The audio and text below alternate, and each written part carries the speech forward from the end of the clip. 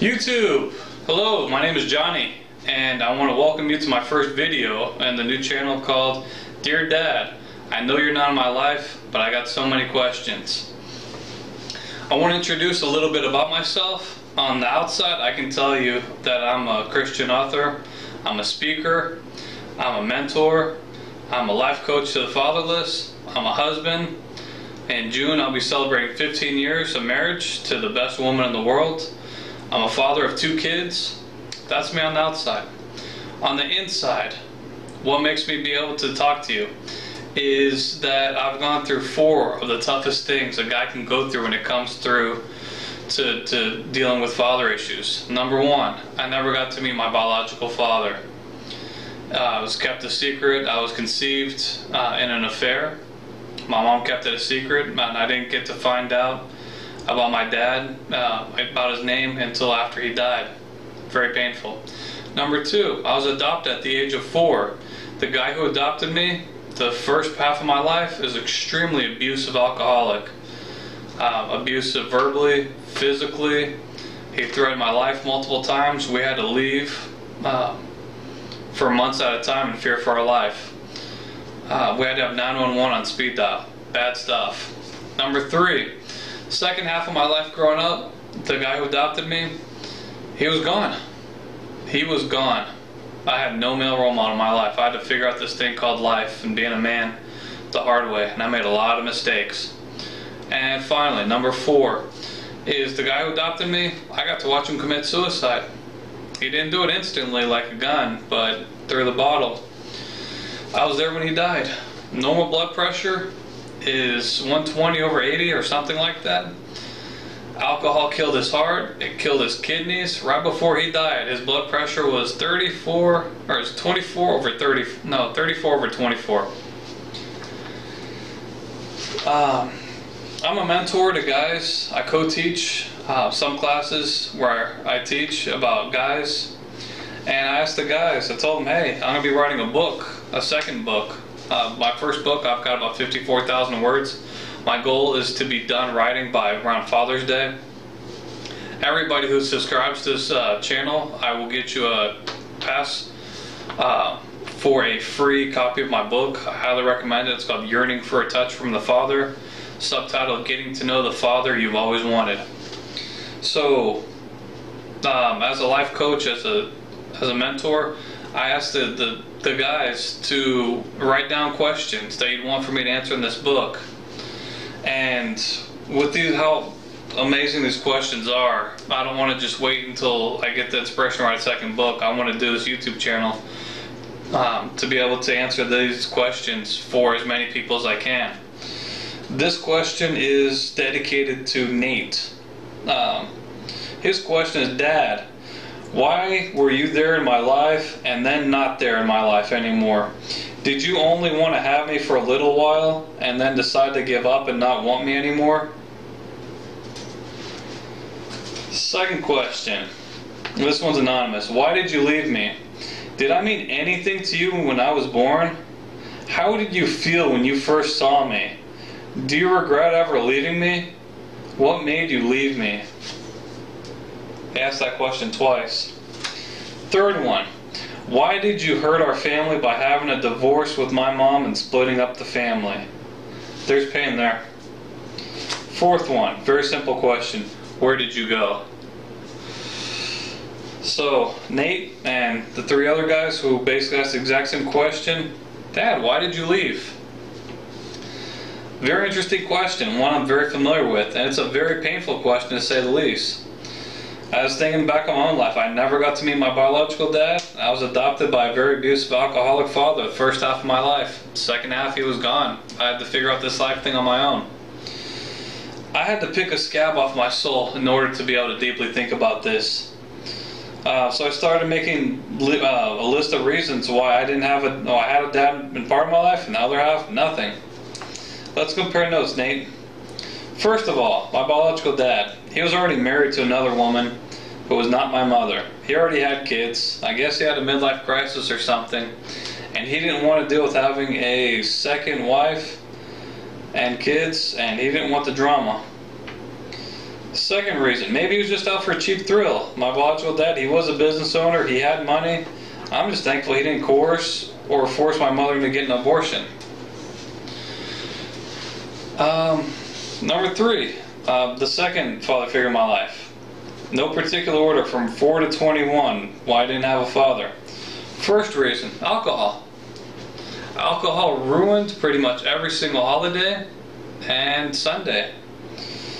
I grew up Catholic, and Catholics are pretty interesting, especially Polish Catholics, because they will preach it's bad to get drunk, but they had a full bar in their fellowship hall. So that was interesting. Number 4, the economy went sour. He had to move to a different state to get a job. 5, shoplifting. He got busted shoplifting one day. He went to jail. 6, mental institution. He tried to hang himself in jail and went to a psychiatric ward. 7, halfway house. From psychiatric ward, he didn't want to come back home, so he stayed at a halfway house. 8, my mother had inappropriate relations with my uncle, which is her sister's husband. And the dude who adopted me, he got so pissed he threatened our lives with a gun. We had to leave our home for over a month in fear of our lives. It's not fun when you're the father figure in your life takes a gun and points it directly at you and says, I'm going to kill you. I said, cool. When you're about 8 or 9 years old, this is when it happened to me. I said, cool. Pull the trigger. I got nothing to live for. Number 9. Dude who adopted me, he did not want to deal with a responsible life anymore. He asked me to drop him off on the streets of Houston when I was 16. God knows how much trouble he got into back then. I mean, if I really sat and thought about why I had a dad part of my life and the other half I didn't, I can easily come up with a few more, a dozen or so more reasons why. But all these reasons, they're just symptoms. There's only one reason why dads leave their families, and that's called sin. S-I-N. We are born as defective products from day one. Nobody had to teach us how to lie. Nobody had to teach us how to cheat, how to steal. Nobody had to teach us how to be selfish. Being selfish is our number one flaw. We care about ourselves too much to think about how our actions affect others. People may say, yeah, maybe I just smoke, or I drink, or I do drugs, or whatever. That doesn't hurt you specifically. Yeah, it does. It affects every single person around you. Don't lie to yourself thinking that that's not true. So let me explain the concept of sin real quick. What is sin? Is sin a religious term, or is it an sporting term? If you were to say sporting term, you're correct. The sport sin is associated with is archery, bows and arrows.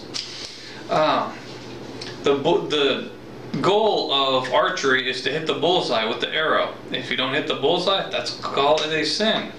When you sin, it hurts you and everybody around you.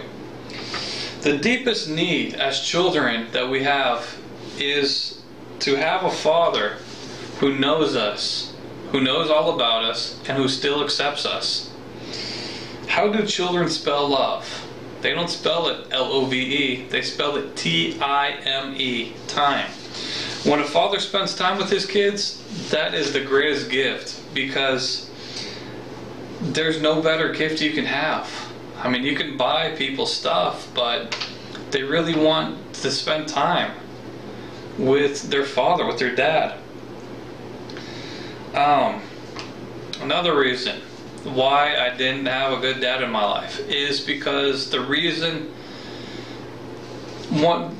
purpose I was made for is to be a father figure, be a life coach to the fatherless generation. That was my purpose in life.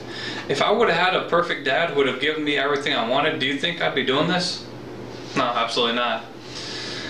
If you have anybody who's given everything they want, whenever they want, they become one thing and one thing only.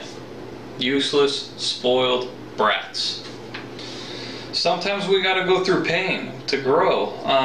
I enjoy lifting weights. I'm in my weight room right now because it's my wife and kids are asleep, and this is the only place I could really do this recording. Anyways, when you work out, and if your muscle grows too fast, you get stretch marks. Stretch marks are a sign of growth. Growth involves pain. I can also think about this as when you break a bone. My daddy bone's been broken many, many times. And when it heals from being broken, it's actually stronger than it was before. So I can handle a lot more pressure in the area of being a father than if I didn't go through this type of trouble.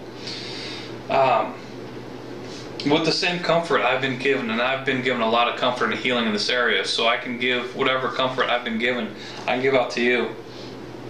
Is it painful to go through life without a father? Absolutely. I'll give you a quick statistic that breaks my heart. In the 1960s, about 5% of kids, when they went to bed, only 5% did not have their father under the same roof as them. 2014, we're not 5%, we're 50%. And that makes such a huge, devastating impact. In my book, I talk all about what our fathers are, what type of impact they make, good and bad. How to get to know the true father. The parents that we have they're just, I consider training wheels for the true father. When we go through pain, if we were only flesh and bone, all we would need is our biological parents, but we need something more. We have a soul and a spirit inside of us that cries out for a deeper belonging than just what our parents can give us. And that comes through what the Bible says. There's two different fathers out there. The first one is the Heavenly Father. He's the good one. He wants to give us life more abundant. He wants to heal us. He wants to give us joy, peace, a peace beyond understanding. I used to be addicted to drugs. You name it, I've taken it, looking for peace. There's only one thing the world can give us when we're dealing with pain. That's numb. Drugs can only numb our pain. The peace, Jesus says, is beyond description. That's the only way I can really describe it, is beyond description. It's so good. When you have peace, you don't need numb anymore. So that's the first father. The second father is the devil. He's team steal, kill, and destroy. I've been on his team. It's not fun. It's a miserable life. I can get into this more later on. But basically, I just want to encourage you to subscribe to this channel. You get a free copy of my book once it's done. In the comments down below, I want you to, or my YouTube inbox, ask questions that you'd want me to answer. I've been through this a number of times. I've got some experience. This is my ministry. This is what I know I've been called to do. I hope this has been a help to you. Please like and subscribe to this channel. Thanks. Peace.